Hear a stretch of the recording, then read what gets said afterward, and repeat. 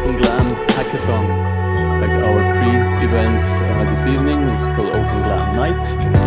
And it's a very special occasion for me because it's kind of the first time that I'm kind of broadcasting in two places, and even in here, I think we have two parts of an audience, like participants of our hackathon, and then also the broader public, industry public from Lucerne. Who among you is not going to participate in the hackathon tomorrow?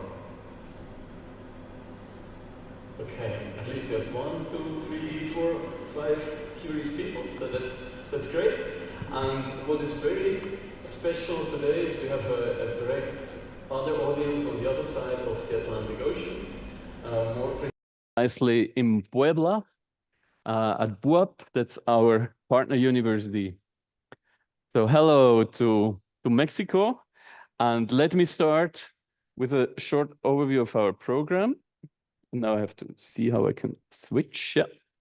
So after a short welcome and introduction to kind of bring everybody to the same stage of information regarding Open Glam and everything, we will have the part called Culture Flow, artistic projects from our Mexican partner university. And we have here Sandra Palacios, who will then present together with me and her colleagues in Puebla what they have been doing as part of our Glam Hackathon here, but kind of over the past 4 months, what they have produced among art students in Puebla. Then you may have noticed it on our website, the illness devil hit us. So the immersive performance by Yvonne Gonzalez unfortunately won't take place today. She wrote us on Monday that she was sick and on sick leave for 2 weeks at least. So that's deplorable, of course. But we also have our famous Oleg Lavrovsky, our tech supporter, who will jump in and present a show called Deep Glam, a deep dive into the past and the future of the Glam Hackathon. And we're all curious to see what came out of that, because he started to work on that 2 days ago. So that's typically in the hackathon spirit. So I think he himself will just discover what he has produced. So without further ado, let's jump into what is actually Open Glam.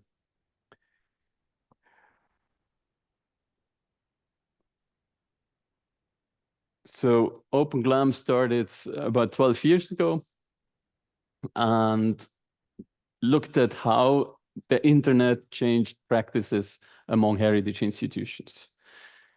And we had like 3 or 4 like main precepts that would kind of bring it to the point what we want to do together as Open Glam. So one is, let's engage global audiences, go where the people are. Also, before we had institutions that tried to set up their own websites and tried to attract everybody to their own platform, but obviously this failed. And they started to understand that they had to get their content to the bigger platforms. Another one is, let's improve the discoverability and interconnection of collections. And I guess this image is also 10 years old already. So that's the linked Open Data Cloud. So yeah, linked data has been around for a while already. Then let's create new possibilities for participation by users and visitors. One of them being the Glam Hackathon that we organize now for the 10th time. And let's facilitate the reuse of heritage items, the digital representations and information about them. So here an example, Wikimedia Commons. These images can then be used within Wikipedia, your favorite free online encyclopedia. So we also came up like a bit more than 10 years ago in international network with these open Glam principles, and we stick to them. So the first one is release digital information about the artifacts into the public domain using an appropriate legal tool, which usually is the CC0 license, Creative Commons 0, that lets anybody reuse this metadata. Second, very important, keep digital representations of works for which copyright has expired.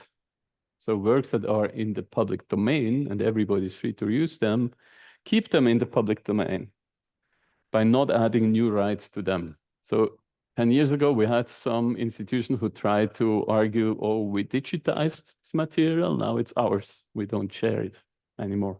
And we strictly go against that behavior. Then 3, when publishing data, make an explicit and robust statement of your wishes and expectations with respect to reuse and repurposing. In other words, just use a standard copyright license that reduces the information cost, the transaction costs for people who would like to reuse your material. So you kind of explicitly say what people can do with it. If the material is copyrighted, and maybe the rights belong to somebody else, it's fine. If you have the online, all rights reserved, but at least please state it. Then 4, when publishing data, use open file formats which are machine readable. So that's the technical requirement of openness. And then the 5th one, that's about participation. Opportunities to engage audience in novel ways on the web should be pursued. So this is what we started with in our Swiss Open Glam movement when we created our working group. Now, our flagship event or project is the so-called Glam Hack, the Open Cultural Data Hackathon. And it's a 10-year-old tradition in constant flow, but to kind of facilitate your understanding, I will give you like a standard overview of a standard approach of carrying out this hackathon. So typically, we start in the morning on Friday morning. So tomorrow morning, we'll start with a session of idea pitching. So people come, they have maybe already looked at the challenges that have been submitted beforehand, the event, and then they kind of come up also with their own ideas, and people just start by pitching their ideas, their challenges. And after pitching, people who are interested in the various topics, they gather around a flip chart and start brainstorming in what direction the shared work during these 2 days of common prototyping, of common hacking, in what direction they would move forward. So typically this brings together people from various backgrounds. So it's a great opportunity to meet up with people in completely different professions, who work in different organizations and so on. So we start documenting and then we start working. And of course, between the work, we also have nice food. We get the occasion to have a chat with our colleagues, maybe from other groups. And that's an important part of the hackathon. It's not just about producing something, a prototype, or producing a concept. It's also about meeting people. It's about exchanging know-how. It's about exchanging contacts, ideas, and so on. And then at the end of the second day, we typically have the project presentations. And this is, again, like our famous Oleg presenting at the very first hackathon at the Swiss National Library in 2015. And of course, the most important is to have fun. So this is the standard way of running these hackathons. Now, the Swiss Glam Hackathon has been on the move between 2015 and 2024. On the move, like saying, going to a different city every year, but also on the move in the sense of changing its shape, changing its focus, sometimes also changing the methodological approach we used. So to give you a short overview view of that. We started in Bern, and of course in Bern, the main focus was just on opening up data sets. Right now, I'm not so worried about getting new data sets every year because we already have many open data sets. I think it's more than 150 from Switzerland. But then it was a big challenge to kind of get the first institutions to open up and to be ready to experiment with those. So for us, it was also an opportunity to experiment among the Glam community with this new hackathon format that had been launched in Switzerland a few years before that by our association, the Opendata.ch association. Then the second year, we went to Basel, then Lausanne. The novelty here was that we added a side program teaching people about new things. I remember in Lausanne was the first time that we were teaching people about Wikidata. Know-how exchange is a very important aspect of this hackathon. Then we found out after 3 years that we hadn't been so successful in attracting the museum people. Libraries and archives had been engaging a lot in Open Glam, but not the museum people. So we were focusing on engaging the museum world. We also experimented with a makeathon approach. So you don't just make software on existing devices, but you also create something physical in a space and use data for that as well. Then we had the focus of exploring new technologies, but at the same time we had the involuntary move to the internet. So we turned the event into an online format, and that allowed us to attract many people also from abroad, much more than otherwise. But then after COVID was over, everybody was happy to gather again physically. And it was our first Ticino edition in Mendrisio in 2022. Last year then, we were in Geneva. The focus here was on fair and care. So the focus is not only on opening up data, but it's also about understanding context of the data, getting in touch with the people concerned and so on. You will see an example of that later on. And now we're in Lucerne. The topic is on the move. We want to focus on projects that kind of capture aspects of people moving away from Switzerland, discovering new places, interacting with other populations, leaving their traces, bringing stuff home, leaving the traces in our heritage collections. That will allow us to kind of recollect these peregrinations of humans around the world.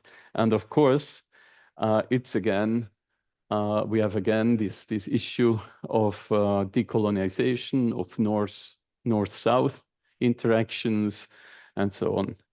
We also have a second focus, and that is experimenting with a new methodology. We call it Culture Flow, that focuses on involving artists and is not just limited on these 2 days, but on a longer period of time, because we found that in the classical hackathon format, artists usually don't participate so much. And we figured that 2 days is just too short to produce something real. And I know that Oleg will try to prove the contrary just after the Culture Flow session. So let me see how I can move forward. So this is the announcement for this year. And we thank our partners and sponsors, of course. Without them, it wouldn't be possible to run this hackathon. The Central and University Library in Lucerne that hosts us this year. Then the City of Lucerne, Wikimedia.ch, that has been a sponsor since the beginning and an important partner also since the beginning of the hackathon. Then this year, Dash, and Open Science, Arts, Design and Music Project. And last but not least, our Mexican partner, BUAP, the Benemérita Universidad Autónoma de Puebla. That's the state university of the state of Puebla in Mexico. Then,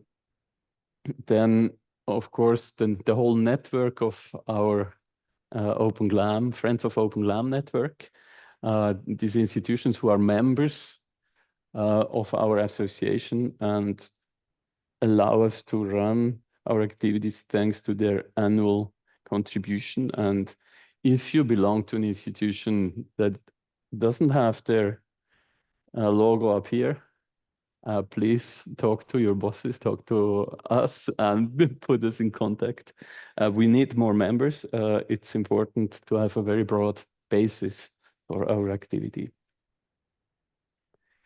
So now that's the end of my intro presentation. Now I would like to ask Sandra Palacios up to the stage, and I need to switch the presentation deck here. Let's see whether I can still manage to do that. Yeah.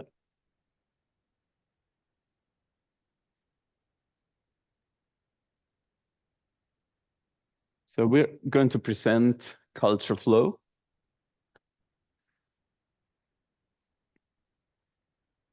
Oh, that's yours. That's mine. And we decided to stand up like this. So go ahead. So good evening. I'm Sandra Palacios. I have come from far away, specifically from Puebla, Mexico. I don't know if somebody knows Puebla, but well, I'm super excited to be here with you. And obviously, well, Beat also said the name of my institution, Benemérita Universidad Autónoma de Puebla. So, well, I'm here with the intention of share with you our experience regarding the Glam work in coordination with Opendata.ch. So, well, sorry, it's my first time talking in English for a stage. So sorry for the mistakes. And we're both super excited. Yeah. I'm Beat Esserman. I don't think I have introduced myself before, but I think that was kind of on purpose. I have coordinated the Open Glam activities for the Opendata.ch association since its beginning in 2013. I am originally from here, so I grew up in the agglomeration of Lucerne, more precisely in Rothenburg, and I'm super excited to actually hold the 10th edition of this Glam Hack in my hometown. So thank you very much for being here, and thank you so much to Opendata.ch for allowing me to be here in front of you in the Open Glam evening. So I also want to greet my students in Puebla, Mexico, and my community because they are. Can you see They're them here. now? They are connected now. So, hola, hola bebés, ¿cómo están? Because this event is so important for us. And well, thank you. Yeah, of course. And maybe you may wonder how I got here. Well, and you will see that I have traveled far in order to stand here with Sandra as well. So this is actually the final party of Wikimania 2023 in Singapore. Yeah. And that's where we kind of got in touch. Yeah. The last year I met this gentleman. The party was more than okay. If you want to know more detail, I can tell you behind the scenes. Yeah, but the important thing is we have common interests, and that let us imagine projects together. Yeah, and last summer there were two more things that happened at the end of August, beginning of September. So we were preparing for the Glam Hackathon at the Geneva Ethnographic Museum. And I remember that my colleagues were not really pleased, not entirely happy, because the museum was so reluctant to open up the photographs of their collection items. The museum was insisting on the importance of establishing a dialogue with the communities concerned.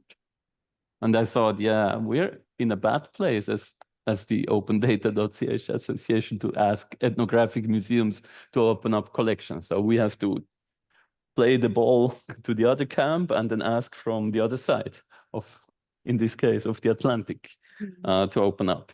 In the same period, I was contacted by my colleague at Open Glam Austria. This exists as well. We kickstarted that about 8 years ago, with the proposal of submitting a project application for the involvement of artists in Glam hackathons. And I seized the occasion to ask WUAP to participate in the project application.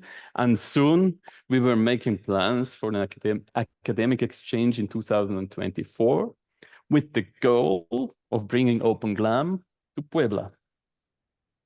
Yeah. So what is Culture Flow?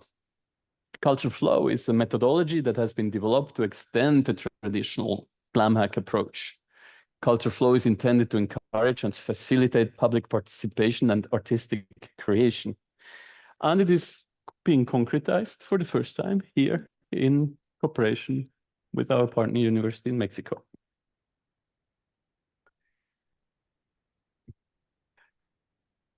So at the beginning of this year, we launched the program with students at WUAP.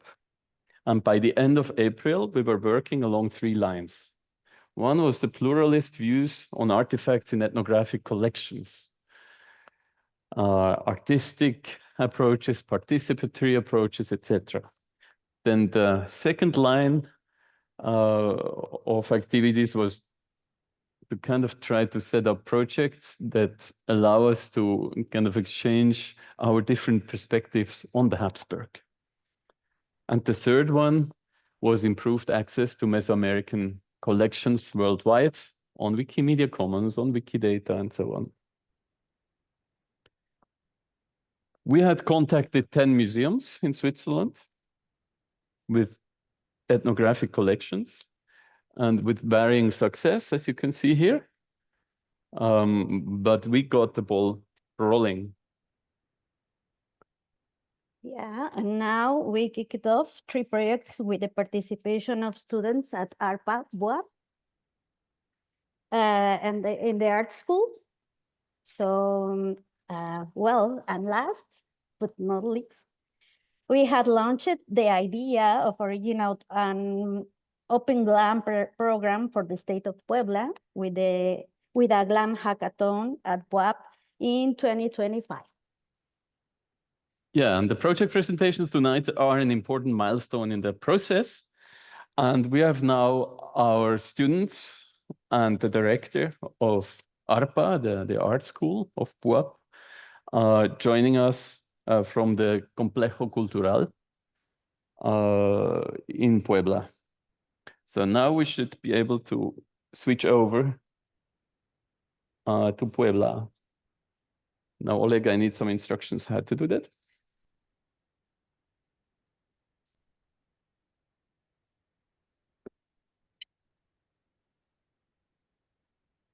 So Victor Ruiz.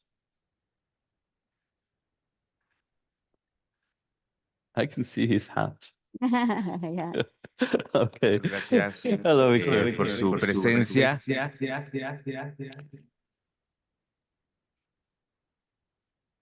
Yeah, we can hear you. Yeah, but we have an echo.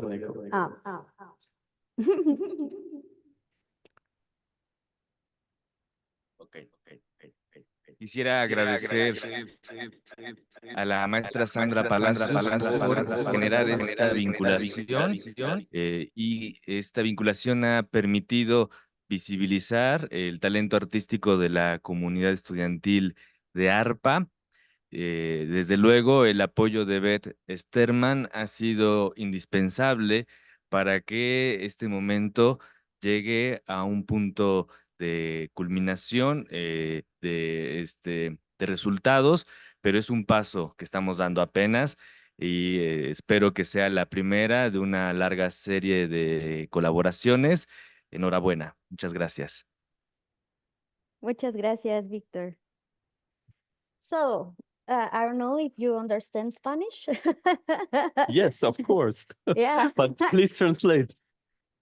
But well, that's my boss actually, and he said he are great and excited for this collaboration, and also hope that in the future we can collaborate more. And this is a great opportunity for showing our students' talent and the work that we have in our institution. Yeah, and I have to mention that Victor has been instrumental in getting the ball rolling. He has been a tremendous support, and I think he's the one that alongside Sandy really made that possible to have so many students involved in this project this year in this cooperation project, and we're of course looking forward to extending that cooperation. But now let's switch back and start presenting the students' projects. Yeah. So I start sharing again. We're here. Mm-hmm.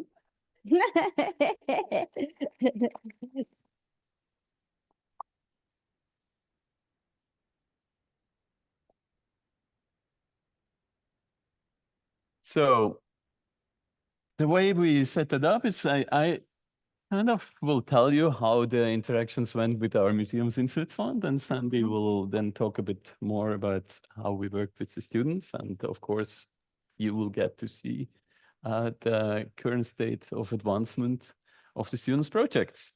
So the first project is the Mexican Masks of the Burgdorf Castle Museum, a journey between the real and the spiritual. The contact with the Castle Museum in Burgdorf and its director, Daniel Furter, was super easy and super efficient. And he told me later, like we met him last week, he told me, yeah, we can't do otherwise, we don't have more resources. The museum has a larger collection of Mexican masks that have been given to the museum by a private collector who had a career in the Swiss Foreign Affairs. And she had been stationed in various countries over 4 decades, and she brought home all kinds of stuff, among other things, about 85 Mexican masks. The director then, in the contact with myself, rapidly developed the idea how the BUAB students could contribute to an interactive installation inside the museum, the launch of which is planned next year. So we were right in time. And the museum was also ready to release the images of the collection items in question. And we were already starting the uploads on Wikimedia Commons. But then when we looked at the license template, we said, yeah, we have to have this double copyright license, one license for the artwork and one license for the photo.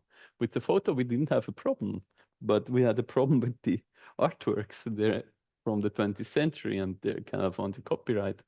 And Mexico is the world champion of copyright terms. It's like post-mortem auctoris plus 100.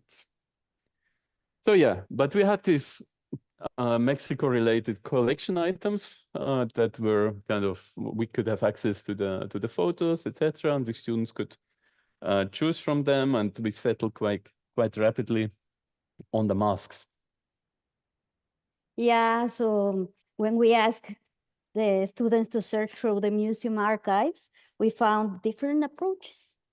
You know, art students know some things about art.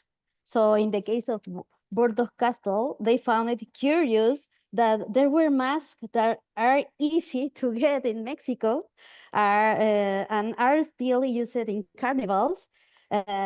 So they wonder how those masks go there.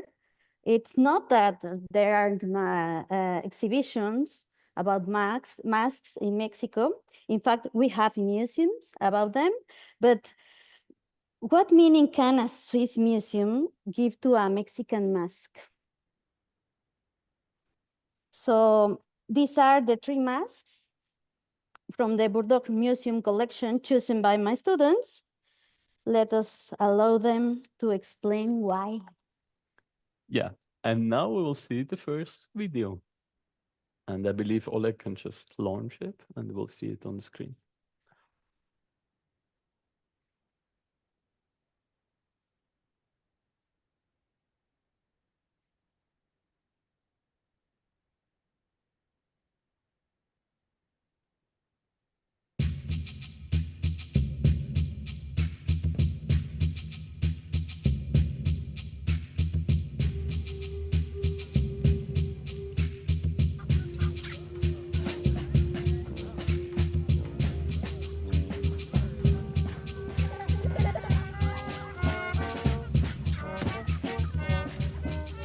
Se me hizo muy interesante plasmar lo que pueden significar para nosotros en México estas máscaras y pues plasmarlo por medio del textil, los puppets, animación también se me hizo muy interesante.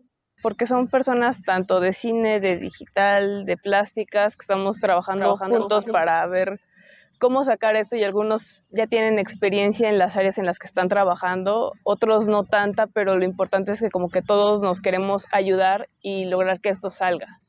Bueno, se me plasmó una imagen en la mente de la perspectiva del manglar y cómo se vería el cocodrilo defendiendo su hábitat natural. Y pues sí, quise como hacer diferentes pruebas y al final pues creo que me gustó bastante el resultado. ¿Qué sentiste al ver tus diseños trasladados al textil? Me emocioné muchísimo. No estaba segura de cómo iban a quedar, pero yo esperaba que sí les sirvieran de inspiración a las personas que estaban involucradas en el bordado. Y sí, me gustó ver mi trabajo plasmado en otra técnica a la que yo no estoy acostumbrada. También la máscara del cocodrilo en la zona sur de México. Resulta que por el entorno en la tierra es muy normal y común que existan cocodrilos, y en civilizaciones prehispánicas resulta que eran considerados los cocodrilos deidades, ¿no? Para mí, mi escena favorita es como todo, del oscuro, toda la vegetación empieza a crecer. Sí tuve que pesarle tantito para ver de dónde iba a salir todo, pero no sé, al menos a mí me gustó mucho el resultado. Y de nuevo, pues se relaciona con siento que se relaciona con todo este mensaje del animatic, de la animación en general, cómo todo renace.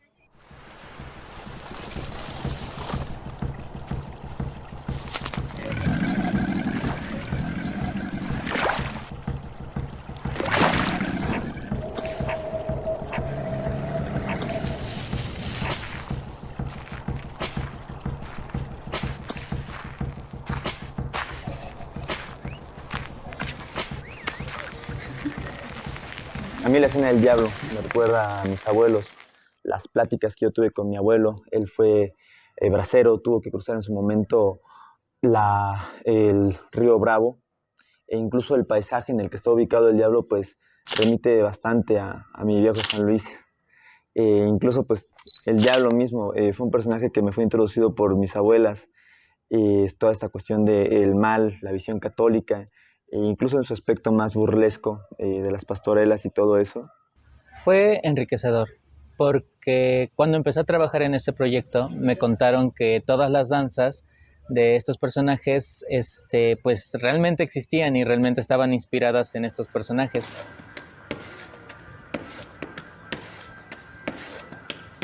Tuve que justamente adaptarme para que saliera lo más dinámico posible. Creo que al inicio todavía estaba un poco confundida como qué exactamente íbamos a hacer. Cuando ya nos explicaron, me pareció interesante esta cuestión de tomar estas máscaras y crear un cortometraje ahí, porque incluso son elementos de nuestra cultura que yo no conocía, que estuviesen en un museo tan lejos. Y creo que el textil es una forma de también aproximarnos nosotros a En su momento fueron las danzas, ahorita lo estamos haciendo con animación, con stop motion, con todas estas disciplinas que se unen, que convergen para poder dar un producto visual que explote también nuestras costumbres. Lo que somos ahorita fue lo que fuimos antes. La que yo siento más cercana en mi caso es la de la muerte, que es precisamente de la que yo estuve como que a cargo, porque coincide con festividades y temas que, aparte de ser de mi interés, son mucho más cercanos a lo que yo he vivido día a día. Este dios no era visto como un dios malo. Es lo que más me fascina del Mictlán o de Mictlantecutli. Estos dioses no eran vistos como dioses malos o dioses que fueran a arrebatar las vidas, sino que eran vistos como dioses que venían a enriquecernos, a darnos una segunda vida. Y estos 9 niveles lo representan. Nosotros tenemos que soltar nuestra vida material para que nosotros entremos a una ancestral en la que Mictlantecutli nos devora y nosotros nos volvemos uno con el universo. Esto es lo que más me fascina y es personalmente lo que lleva a todos estos conceptos abstractos materializarlos en Mictlantecutli. Hay una escena donde se supone que se debe demostrar imponente, entonces no lo dibujamos como cualquier cosa, sino como el dios que es alto, con unos sombreros, con unas sombreras.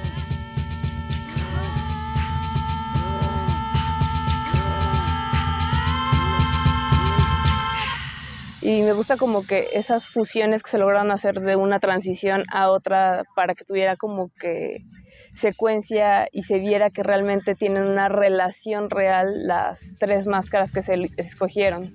Algo que a mí me gustó mucho fue que desde un inicio mis compañeras y yo pues llegamos a este acuerdo de que no hay un único tipo de mexicanidad. Así que yo creo que este es un proyecto que invita a no solo a las personas mexicanas, sino es una invitación global a buscar comprender un poquito más a fondo este imaginario colectivo y formar parte de él.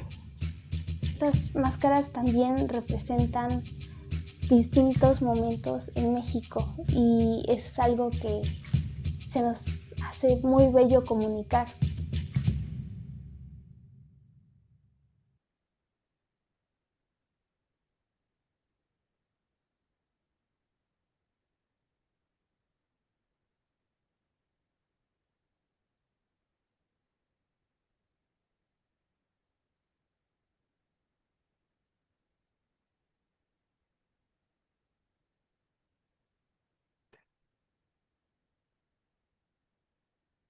So, well, the results have been wonderful. The students will have the video ready by October. Bordeaux welcomed us with enthusiasm and offered to have our project displayed in an interactive installation inside the museum and on its website. Yeah, and it's really great to see how the students managed to create something really new and original based on this mask idea, but then also combining it with this traditional bordado technique, the embroidery, and using this embroidery technique within a stop motion picture. So we're really curious to see the final product, which is due, I think, by the end of October. Yeah, and when this exhibition is ready, we can share with you and hope that you can go there and see it, because maybe I cannot. So let's give them a big applause again. I'm not sure whether they're hearing it, but let's give a big applause to this student team. Thank you very much.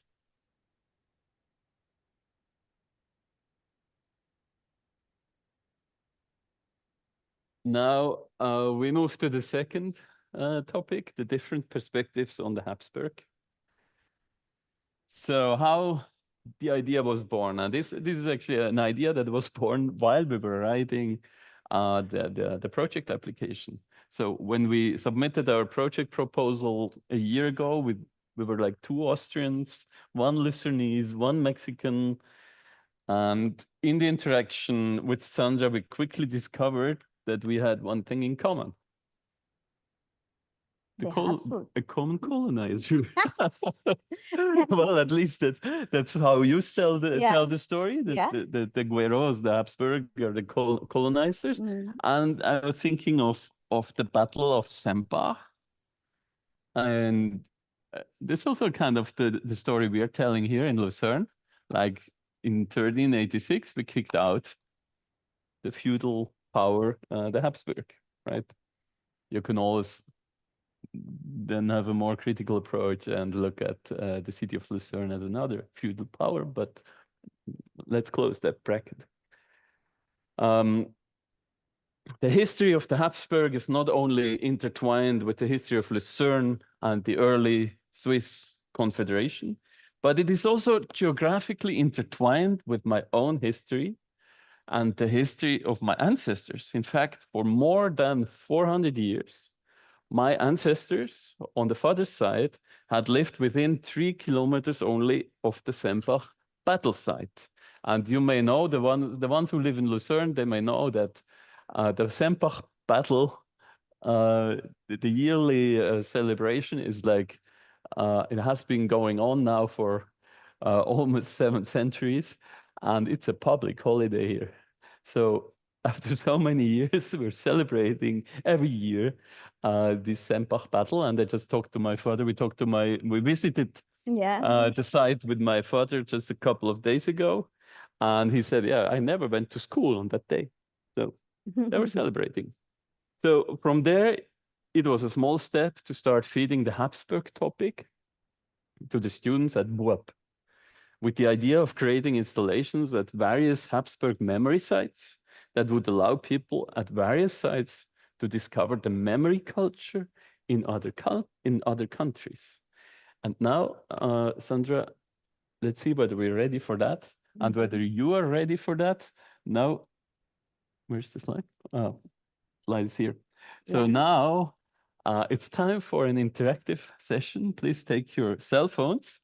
And we're asking also our friends in Mexico to take their cell phones and go to this Mentimeter and answer the question. What was the question? The question is, let me open my, what do you associate with the Habsburgs?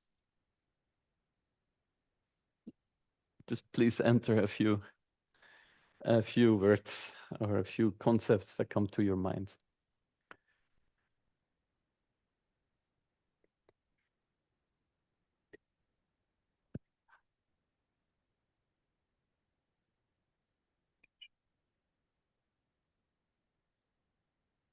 So let's try to see what the results are. Can you, oh, okay. So we're supposed to see the results as soon as Sandy actually opens up the poll.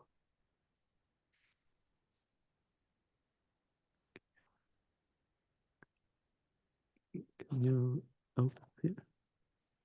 Display.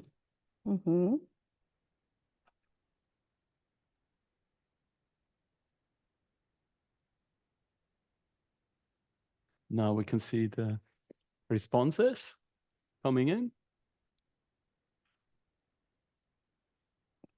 They're still hidden.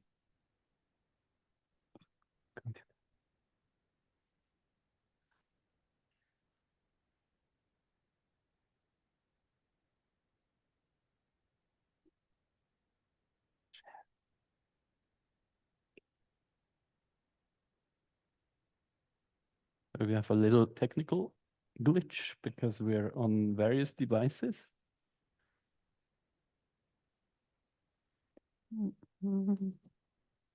Let's see if Oleg can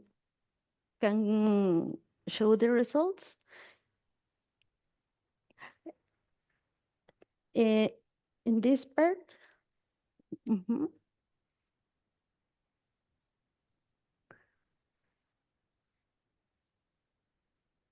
Sorry, sorry about that. Let's do it quickly.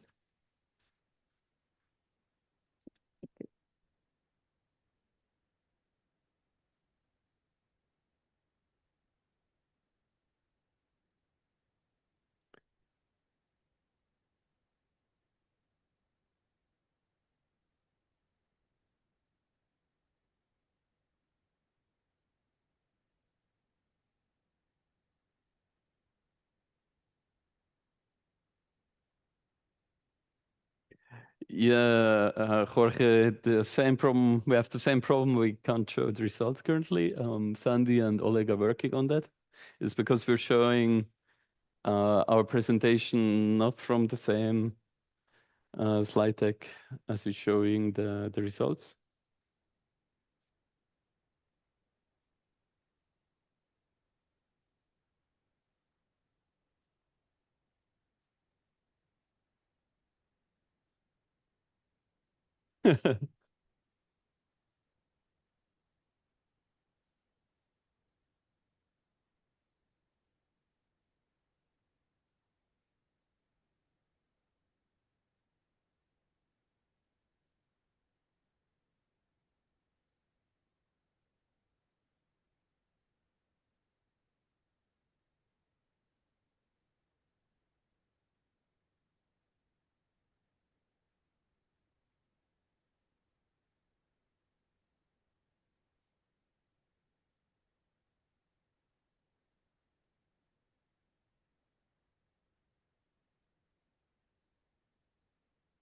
But Sandy, can't you open it here?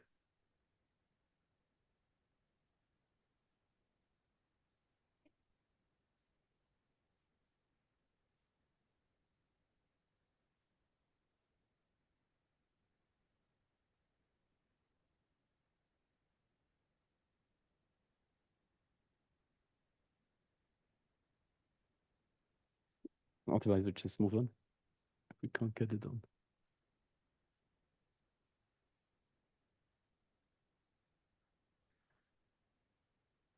Can't you go back to the click?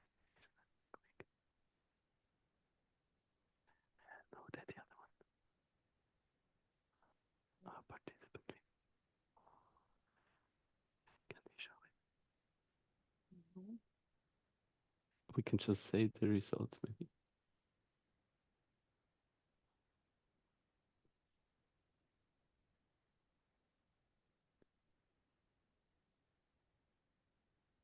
No. Yeah, well, I guess we only have the answers. So we can just read the most popular answers. The most popular one is Maximiliano. And that I'm sure that comes from Mexico and not from Switzerland. The second one is power. And the third one, royalty. Also prominent are Austria, castle, empire, history, wealth, Carlota, culture, emperor, monarchy, Mexico, and royal for a second time. So these are the most prominent ones. And to my surprise, when I started to work with the students on that, I didn't know about Carlota and Maximiliano.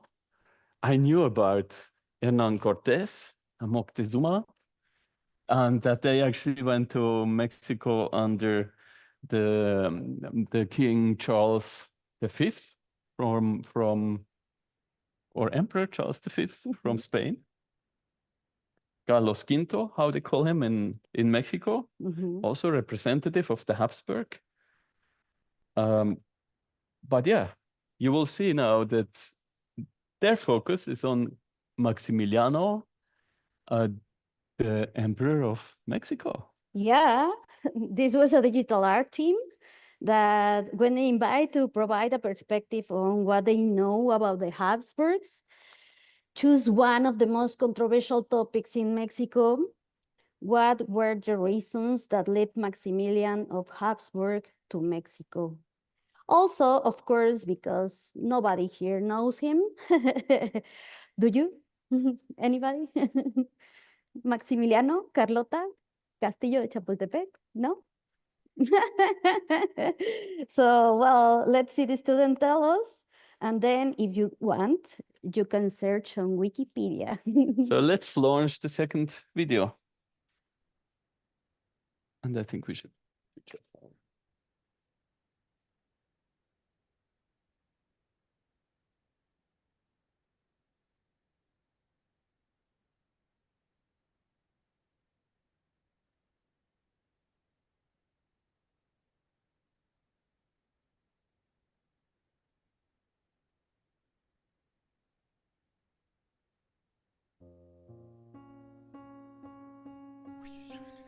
¿Cuánto tiempo llevo aquí encerrado?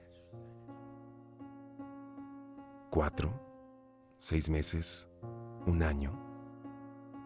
Ya he perdido la noción del tiempo. Solo sé que mi último día ha llegado. El Padre delante mío se dirige a mí y me pide que confiese mis pecados, pero confesarme, ¿qué tendría que confesar yo?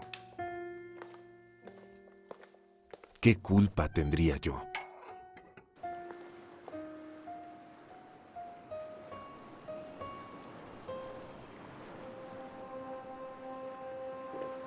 Me trajeron con sueños de grandeza y una vez llegué ni siquiera fueron a recibirme como es debido. Mi esposa ya estaba acostumbrada a decepciones.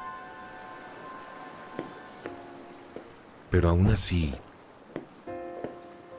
sé que ese día le dolió mucho más que otros.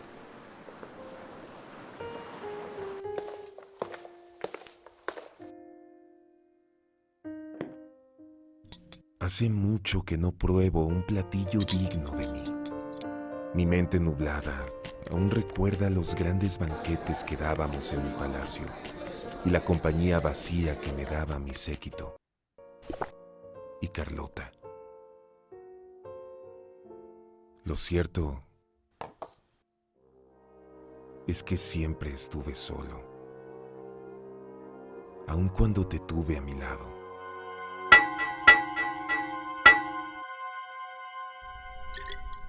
En este lugar.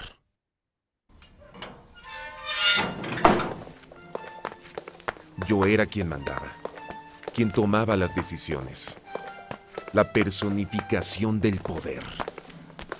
Tú solo me diste los recursos, pero al final, sin ti no lo hubiera logrado. He hecho cosas que solo tú me reconocerías. Fui a lugares donde nunca me llamaron. Observé las injusticias de mi imperio, a los oprimidos y a los opresores. Y cuando traté de brindarles mi ayuda, no la supieron aprovechar.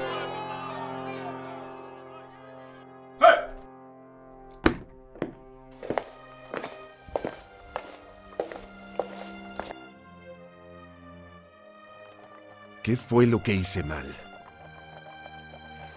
No les importó que intenté ser uno de ustedes. Yo cumplí con mi papel de emperador y ustedes nunca se adaptaron a mí. ¿Y es así como me lo agradecen? Me trajeron a mitad de un cerro cualquiera. Mi muerte será frente a un muro hechizo.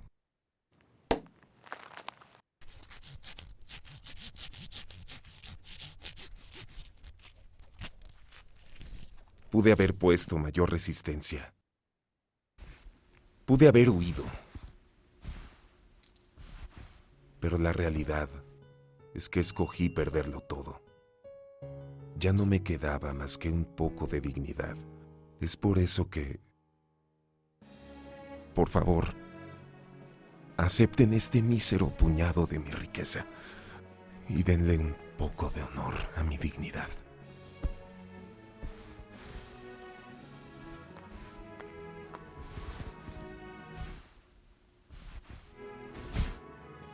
¿Sabes algo?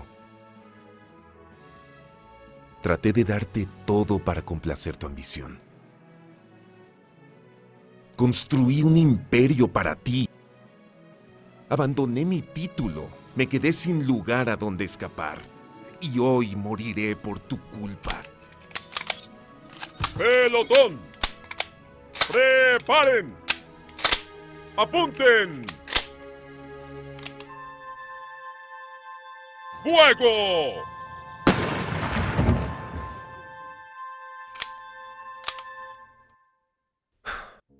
Me encantaría que todo fuera tu culpa.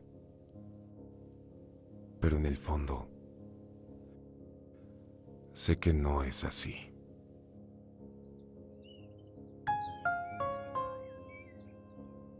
El muchacho debe recuperarse. Debe estar fuerte y sano. Le esperan cosas grandes.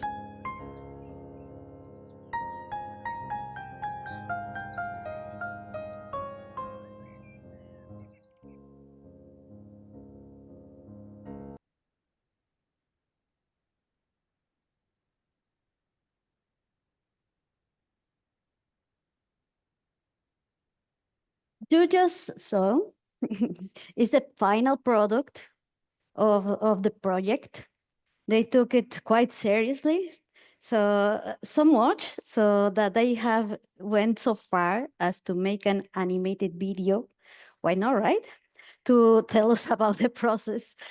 So please, Oleg, let's see the next video.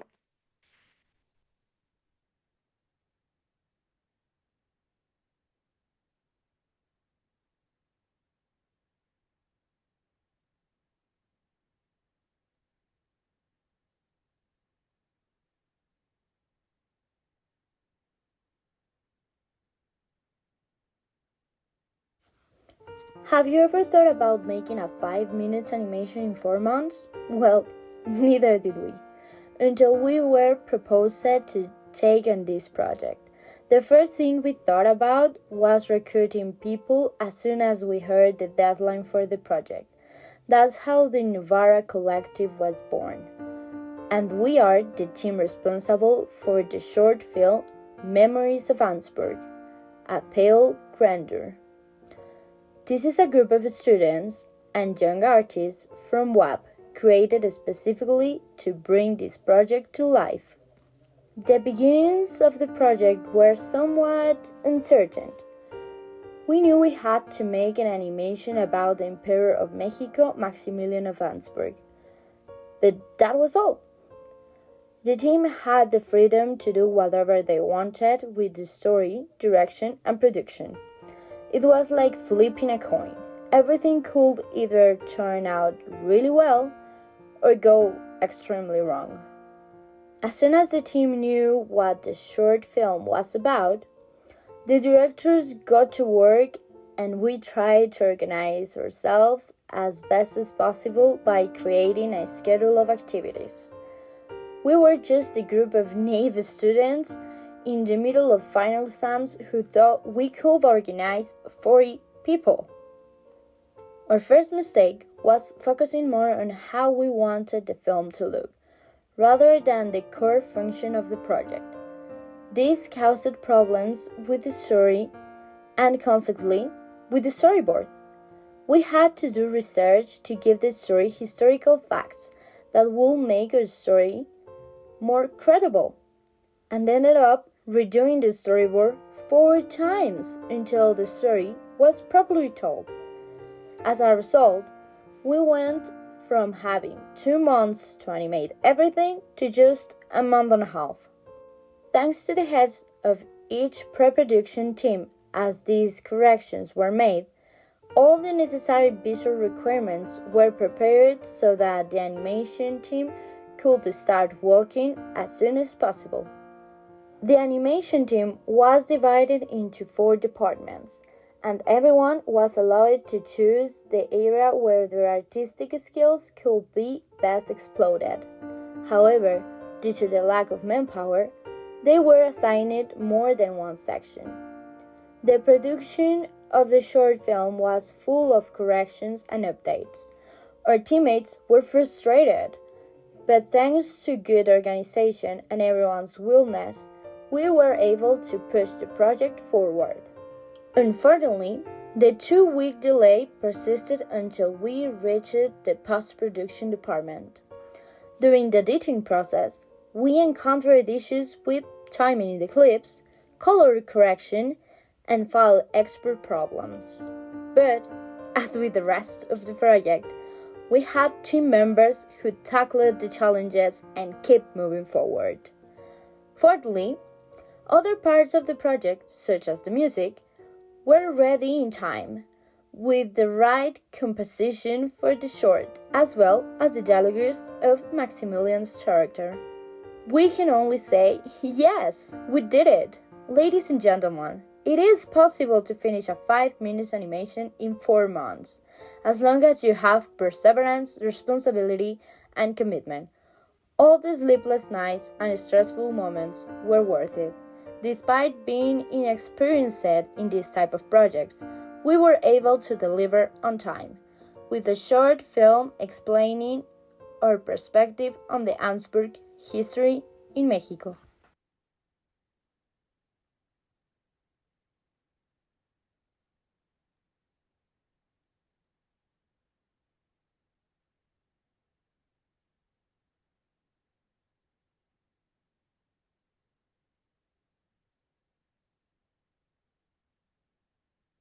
this great work. Thanks a lot to the students. I hope you heard the applause we had in Yeah. there.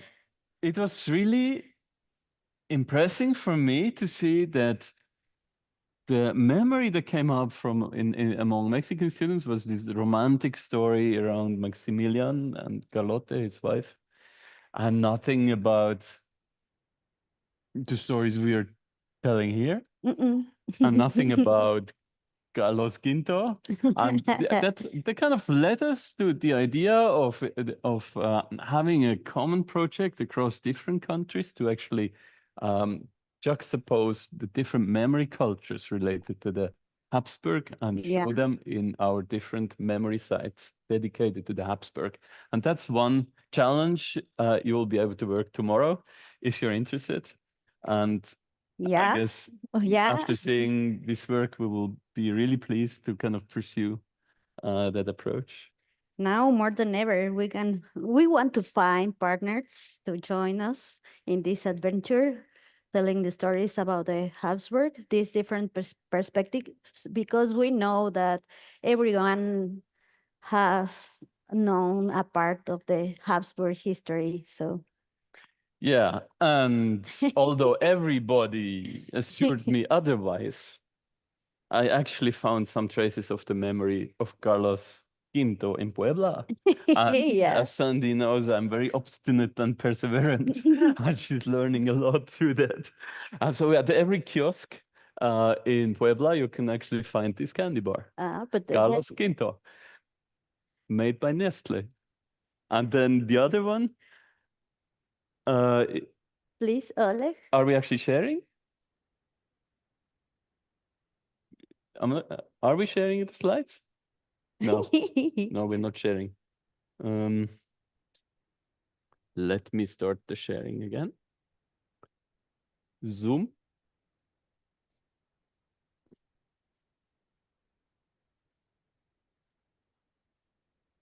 I think now we're sharing again.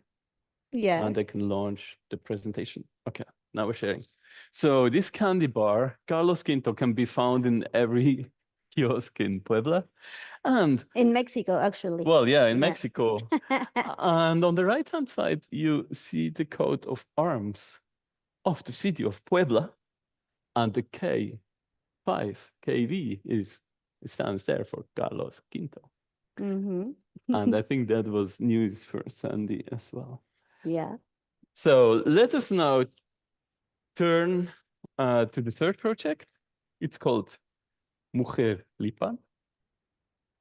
Yeah. It is about this figure in the museum, in the Ethnographic Museum of Geneva. It's a figure made of beeswax with a special, in a special technique. So this project, it's all that is right when a Glam institution releases its data, since the ultimate goal of this data is to be reused. Yeah, and the objects to be discovered. Yeah. But there are the fair and the care principles. Care means collective benefit, authority to control, responsibility, and ethics. And that means for the institution, as I mentioned before, as it was pointed out last year at our Open Cultural Data Hackathon 2023, was pointed out by the director of the museum that we have to take into account the collectivities or the communities concerned. So she said it is within the framework established by local contexts that I would like us to develop our thinking around open data. I would therefore like the hackathon to take us in this direction and not in the direction of open data that does not take into account traditional indigenous knowledge before declaring that the data is totally free of rights and in the public domain. And here we're talking, of course, about the photographs and not about the metadata. So there are various tags that kind of show that the museum has taken into account the knowledge of indigenous communities. And this is the approach pursued by this museum. Yeah, so the museum was first reluctant to cooperate also because like with this WUP project, because they currently don't have a curator for the Americas collection. Yeah, but anyways, this is what happened when a film student with a background in documentary goes digging through a museum archive. Yeah, and in spite of the fact that I told them that it might be a bit hard to cooperate with this museum, the students just picked up this figure and said, yeah, let's do something around it. And now we're going to see video number 4. And this is the making of, or I mean, it's a project that hasn't been finished, so it's in a very early stage. You will see it's quite complex, and it includes actually getting in touch with the Lipan Apache people, who are the southernmost Apache people in North America, living on the border between Mexico and Texas. Yeah, let us tell them. Yeah, let's go. Mujer Lipan nace como una propuesta para el Glam Hack, realizado en la Benemérita Universidad Autónoma de Puebla, en México. Está inspirada en una estatuilla albergada en el Museo de Etnografía de Ginebra, en Suiza. Hola, mi nombre es Tony Meneses, director de Mujer Lipan. Me gustaría compartirles los avances de nuestro proyecto. Al inicio, Natalia Mejía, Felipe Lara y yo pensamos en realizar una obra cinematográfica en stop motion, donde la estatuilla cobraba vida para hacer un viaje de regreso a México y así reencontrarse con su pasado, su cultura y su gente. Para esto realizamos una investigación donde nos encontramos documentos, artículos y entrevistas con activistas lipanes. Esta investigación nos mostró que la cultura lipán ha sido constantemente invisibilizada, históricamente perseguida y erróneamente representada. Con esto en mente nos dimos cuenta que debíamos dar otro paso y que teníamos que hacer la representación de su cultura con la mayor responsabilidad posible.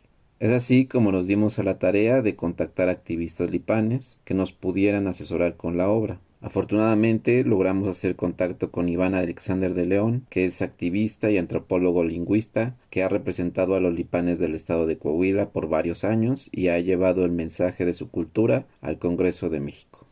Después de dialogar con él, se unió al proyecto como asesor. Al tener ahora contacto directo con los lipanes, decidimos que el camino de la obra tendría que ser más complejo y profundo, por lo que pedimos la asesoría y apoyo en producción a Erika Mercado. Erika Mercado cuenta con amplia experiencia en producción documental, pero sobre todo en trabajo con comunidades indígenas en varios estados de México. Hoy Erika Mercado es la productora del proyecto. Continuamos desarrollando el proyecto y decidimos que el camino sería hacer un documental participativo, en donde la tribu Apache Lipan dialogaría con nosotros acerca de sus preocupaciones, temas a visibilizar, características culturales y eventos históricos que quisieran compartir. Este trabajo participativo con la comunidad lo planeamos hacer visitando los lugares que hoy habitan en Coahuila, que son la Sierra de Arteaga, Los Lirios y San Antonio de las Alazanas, para así entrevistarlos de forma personal y grabar a su gente y los lugares que habitan. Actualmente, y gracias al apoyo de Iván, contamos con la intención de participación de 3 familias en 3 sierras diferentes. Además, y gracias al apoyo de Sandra Palacios y Beat Esterman, hemos realizado valiosos diálogos, incluyendo una charla con Sara Sánchez del Olmo, que es curadora del Museo de Etnografía de Neuchatel. Este diálogo generó descubrimientos muy importantes en torno a la estatuilla, lo que nos lleva a concluir que esta será un detonante importante para incentivar la representación verdadera de la cultura lipán y la generación de nuevo conocimiento.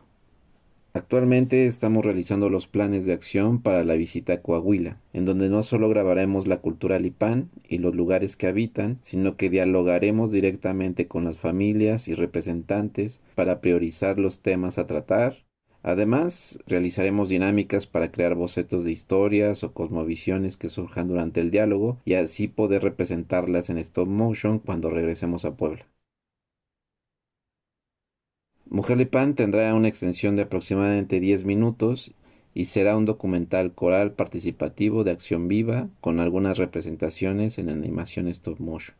Y eso sería todo. Muchas gracias y bueno, estamos muy emocionados. Thanks a lot. Also to this group, and they also deserve great applause.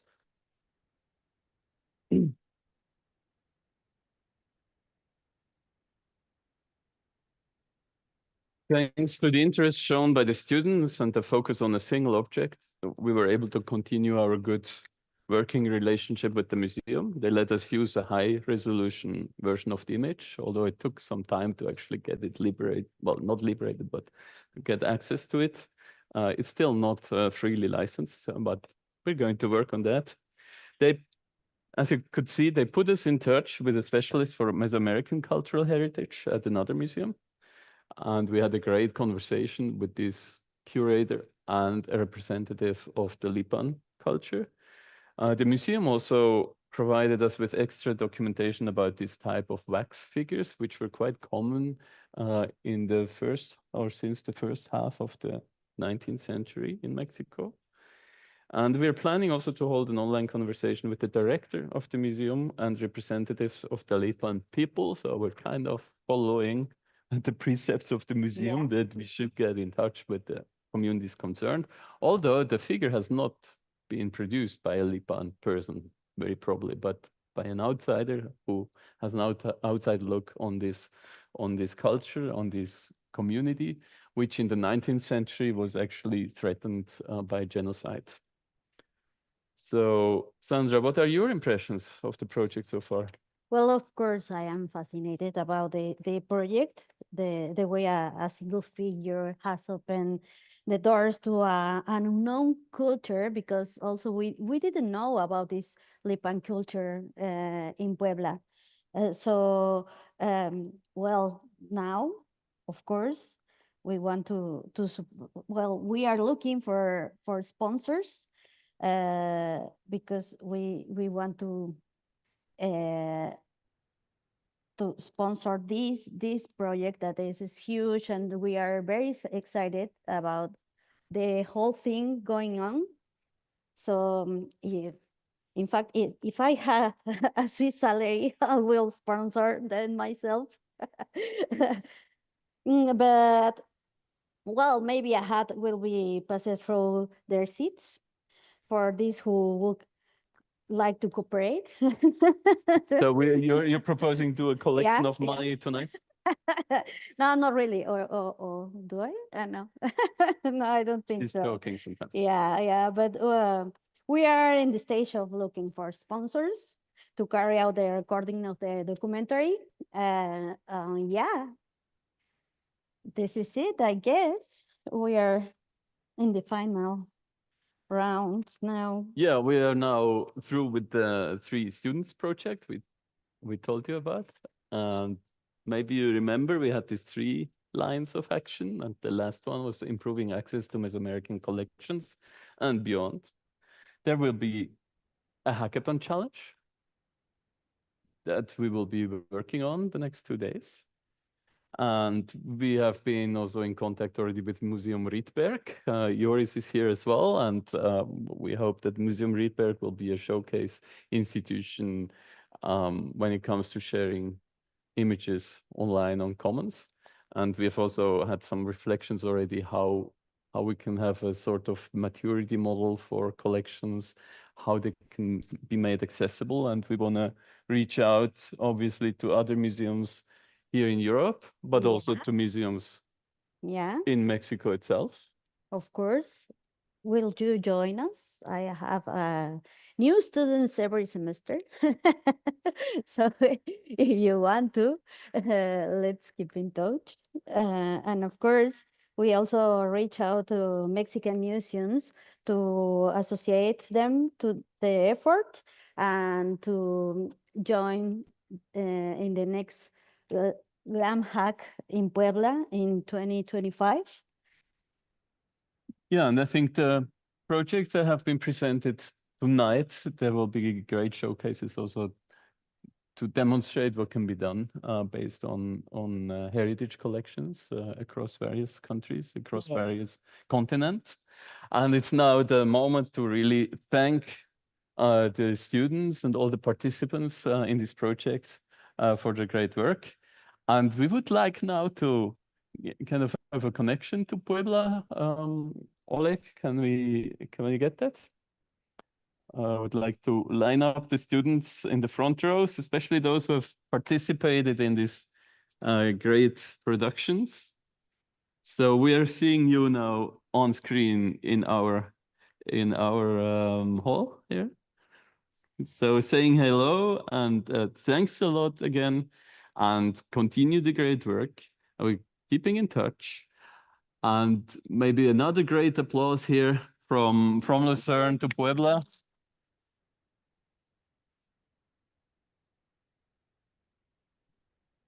And we wish you a great continuation of your event.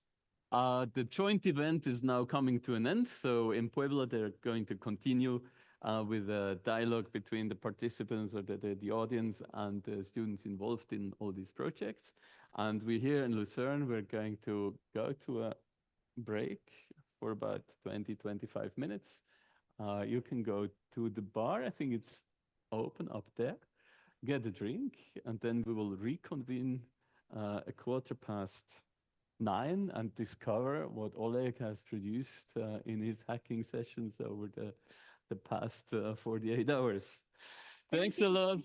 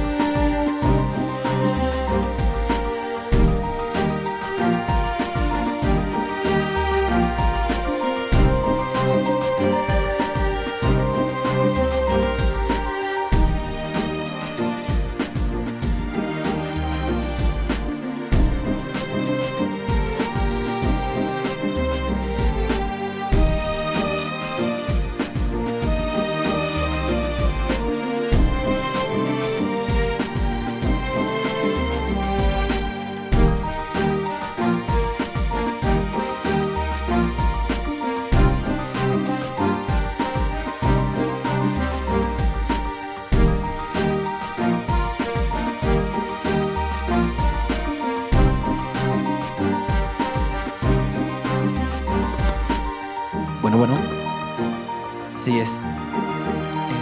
No sé si haya público, aparte de los artistas, si hay alguien en el público que haya visto la conferencia o de los mismos artistas para los otros artistas de los otros proyectos, va a haber una pequeña sesión de preguntas y respuestas.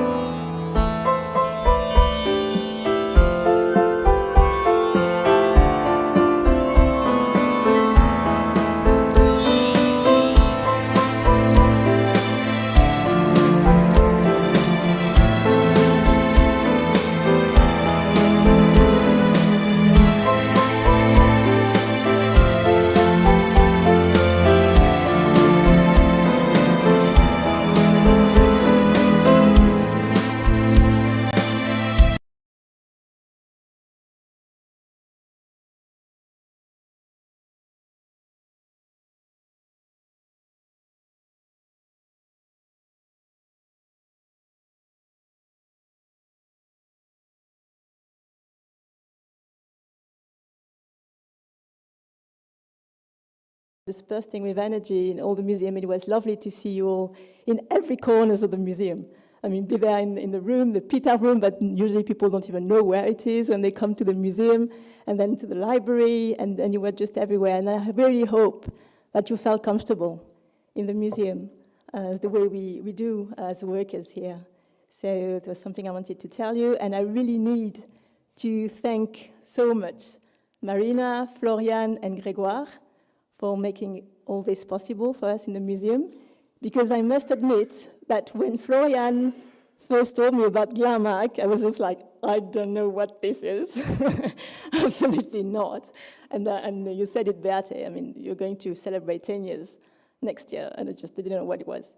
And then I was very much concerned, and I was scared that we wouldn't be able to do it because of so many things we were doing in the museum, exhibition work and everything. And Florian had to insist, I must say. And I'm so happy that we made it. So thank you, all of you. And Marina, I know you had to play a huge role in this, so thank you, Grégoire, as well. He's been working so much. And as Brenda said the first day, we realized we had some incurrency with our database, which is true, and many issues. So that was a good start, at least for us, to do this. And I'm also need to thank the organizing team, and Jonas, of course, but also Lionel and all the others who also provided data sets for this work. And I, of course, can't finish, because I know you're dying now with going to the apéro, so I will be very brief. I can't just finish this without thanking the people behind the scene in the museum who made all this possible too. And I'm thinking a lot about the logistics team. We've been arranging all the rooms. I know it's a huge effort for them to do it. So I want to thank them, and thank the staff in the library and everywhere. So now it's time for you to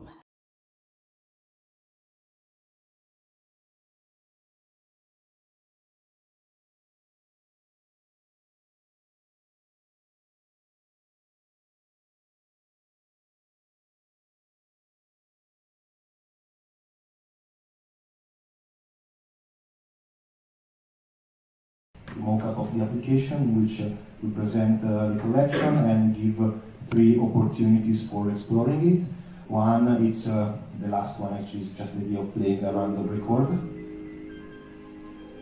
And we also have this jukebox that we created with the 3D printing and the Fab Lab upstairs. And the other possibilities is to, well, explore it through some filters. So a bit analytical, we have different carrier types, different categories. We could search on it, and we have this list that as we do selections, it gets reduced. So we filter down elements, and eventually we can still get to the record and listen to different tracks.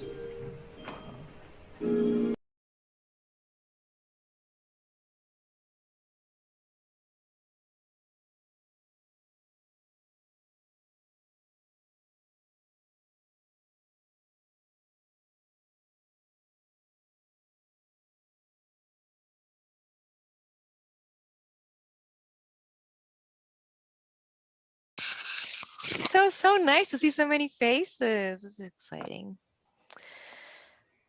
All right. So the countdown is saying 59 minutes and 24 seconds. I suppose that's because at some point we thought the presentations are going to be at 5:30, but it is now. It is now, definitely.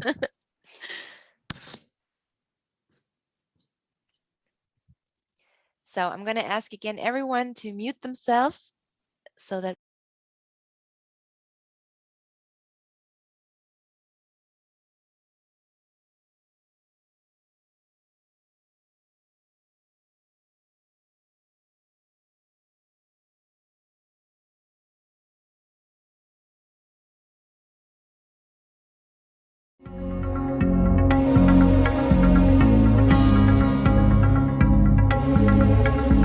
The 6th edition of the Swiss Cultural Data Hackathon is dedicated to linked open data, to machine learning, human-computer interaction, and crowdsourcing. Well, our challenge derives from the project of the sum of all GLAMs that has been going on. I'm a data provider. Samples from our databases. Data from the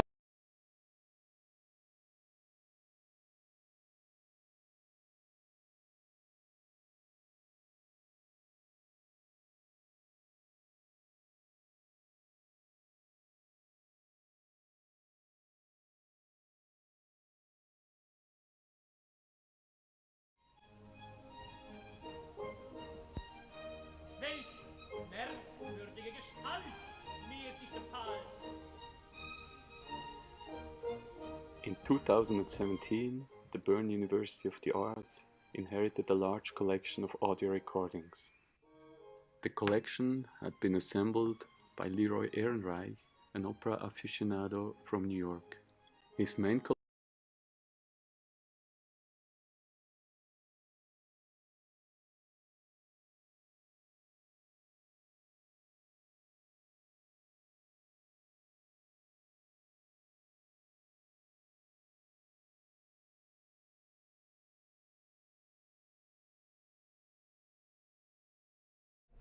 Hello everybody, I am very happy to be here today to talk about multilingualism in Switzerland.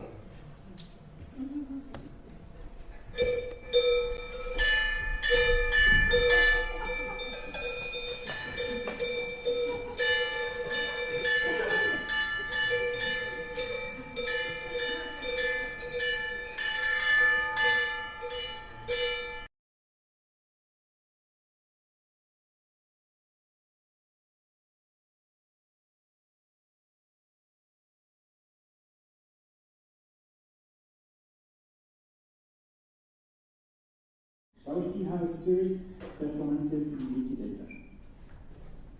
Okay. Yes, our project was that we had a data set from the City Archive of Zurich, which covers 30 years of performances at the Schauspielhaus in Zurich. And our aim was to ingest this data into Wikidata. And so it looks like basically this is what we had. We had a CSV file with some 12,000 lines, I think. And so the first step what we make is we reconcile this.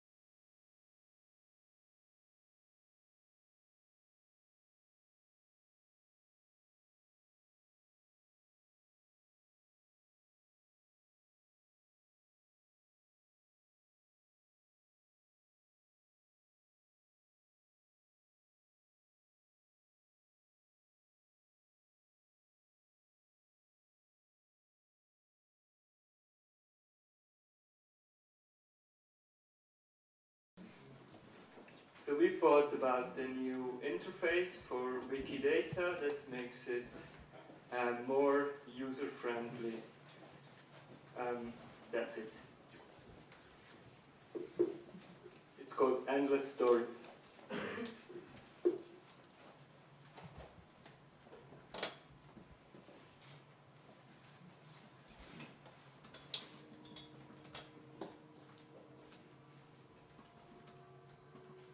Athen ist Hauptstadt Griechenlands. Ariana Huffington ist geboren in Athen.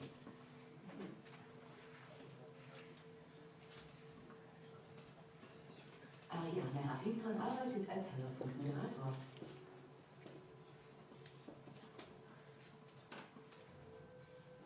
Ariana Huffington ist Bürgerin von Vereinigten Staaten von Amerika.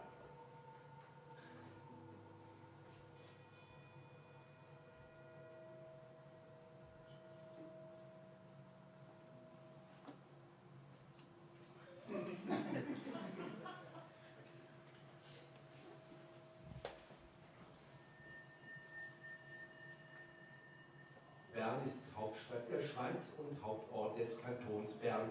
Elisabeth de Meuron ist geboren in Bern.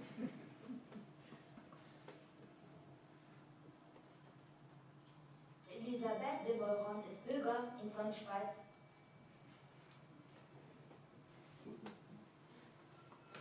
Schweiz ist benannt nach Kanton Schwyz.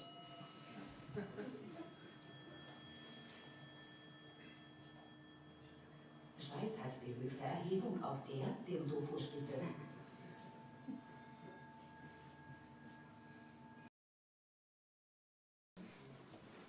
So we thought about the new interface for Wikidata that makes it more user-friendly. That's it. It's called Endless Story.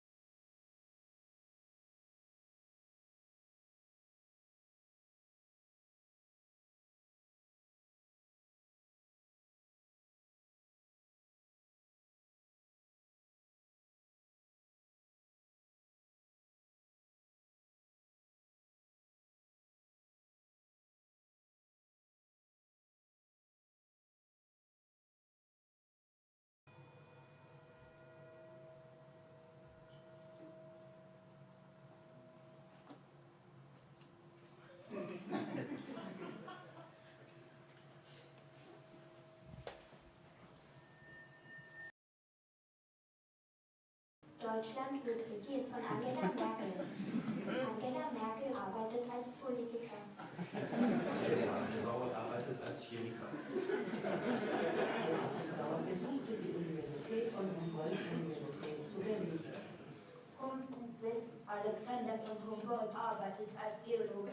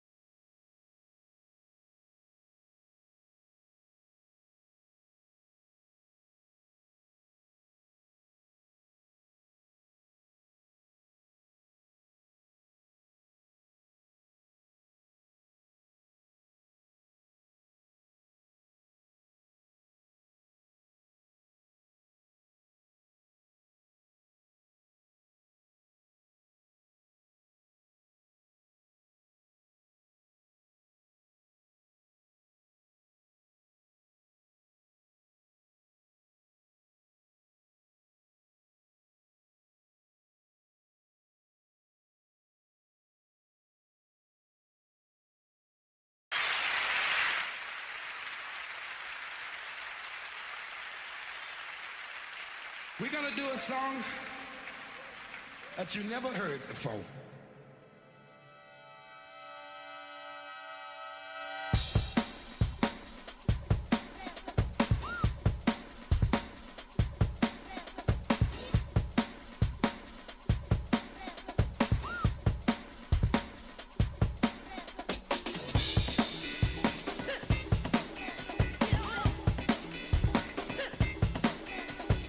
Ladies and gentlemen, it's our time.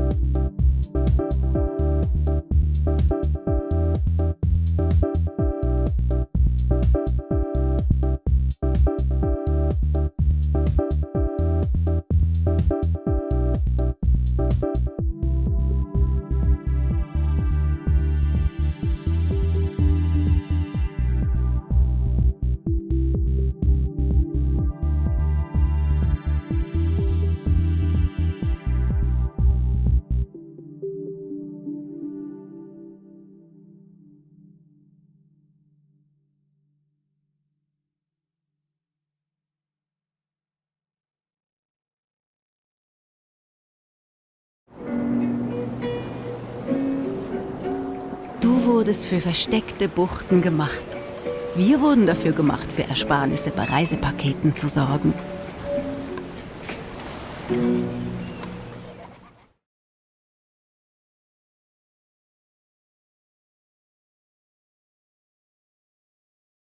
Ah, wie gross er geworden ist. Jetzt macht er sich schon sein Essen. Ist das mein Herz, das vor Stolz fast platzt? Nein, es war die Suppe.